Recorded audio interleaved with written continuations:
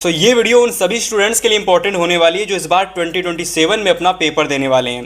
देखिए class 10 English में इस बार क्या होने वाला है भाई कि 50 मार्क्स के और डिस्क्रिप्टिव क्वेश्चंस में तुम्हें किस किस टाइप के क्वेश्चंस देखने को मिलेंगे, तो वो सारी चीज़ें इस वीडियो के अंदर मैं तुम्हें बताने वाला हूँ।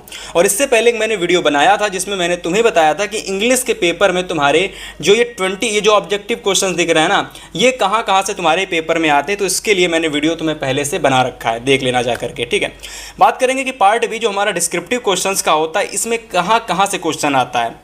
तो देखिए सबसे पहला जो तुम्हें प्रश्न देखने को मिलेगा वो क्वेश्चन होगा अनसीन पैसेज का।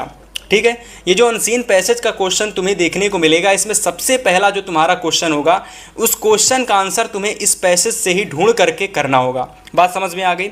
सेम ऐसे दो क्वेश्चंस और आते हैं, चलिए उनको दिखाते हैं। इसके बाद जो बी नंबर और जो सी नंबर तुम्हें पेपर में देखने को मिलेगा क्वेश्चन ना, उसका जो आंसर होगा वो भी तुमको अनसीन पैसेज से ही देख के करना होगा। ठीक है, इसके बाद अगर मैं क्वेश्चन नंबर डी की बात करता हूं तो यहाँ पर जैसे दे रखा है which word means tolerable in the passage. तो जो ये टोरेबल दे रखा है इसका मीन्स तुमको बताना है, और इसका मीन्स तुम तभी बता पाओगे जब तुम्हें पता होगा। तो एक क्वेश्चन आता है जिसका मीनिंग वाला पूछा जाता है। अब मीनिंग की जगह सिनोनिम्स एंटोनिम्स भी आ सकता है। तो तुम्हें अनसीन पैसेज में किस किस टाइप के क्वेश्चन देखने को मिलेंगे वो मैंने तुम्हें क्लियर कर दिया। इसके बाद में राइटिंग सेक्शन की अगर मैं बात करता हूं तो देखो राइटिंग सेक्शन में तुम्हें एक एप्लीकेशन और एक लेटर, ये लेटर हो गया, ये एप्लीकेशन हो गया। तो एप्लीकेशन या लेटर में से तुम्हें कोई एक ही करना होगा, तो इस बात को समझ लेना। इसके बाद तीसरे नंबर पर जो क्वेश्चन आता है वो आता है भैया आर्टिकल या तो डिस्क्रिप्टिव पैराग्राफ, मतलब डिस्क्रिप्टिव पैराग्राफ या आर्टिकल में से कोई एक क्वेश्चन तुम्हें करने के लिए होता है। ये तो हो गया पूरा राइटिंग सेक्शन, क्लियर है।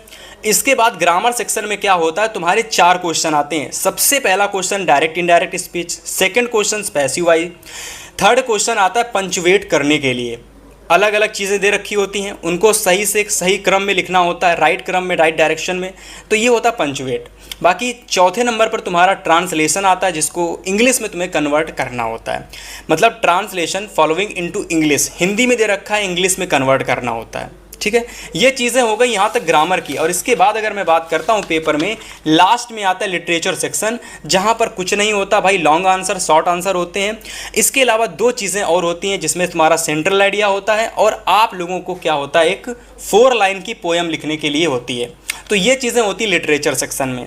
ठीक है, बाकी आप एक बार स्क्रीनशॉट ले सकते हैं, कहाँ कहाँ किस किस टाइप के क्वेश्चंस आते हैं वो भी आप देख सकते हैं। बाकी पहली बार आए तो फॉलो एंड सब्सक्राइब कर लेना, इस टाइप के कंटेंट आपको यहाँ पर देखने को मिलते हैं।